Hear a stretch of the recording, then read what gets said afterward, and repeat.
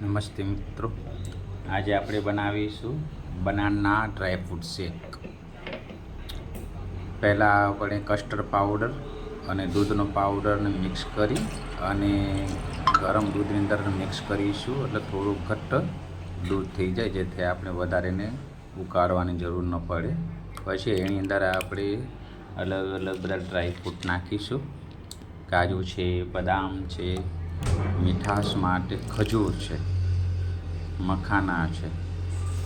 ખજૂર એટલા માટે નાખીએ છીએ જે ડાયાબિટીસ પેશન્ટ પણ ખાઈ શકે, અને મખાના ને એ બધું નાખવાથી થોડું હેલ્ધી પ્રોટીનવાળું શેક બની શકે.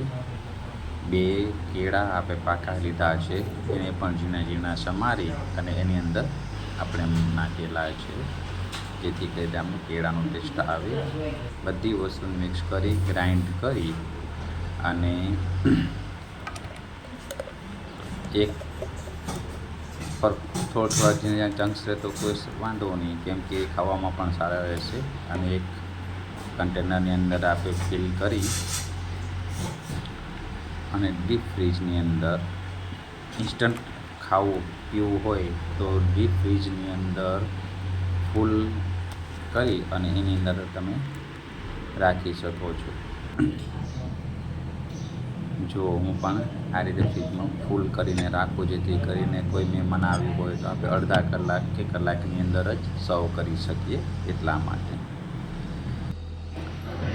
જો આપણે કાચના ગ્લાસની અંદર સર્વ કરીએ છીએ. ખાસ તો અમે મારા દીકરી માટે જ ખાસ બનાવીએ છીએ. અમારો વિડીયો સારો લાગ્યો તો લાઈક, શેર, કમેન્ટ કરજો.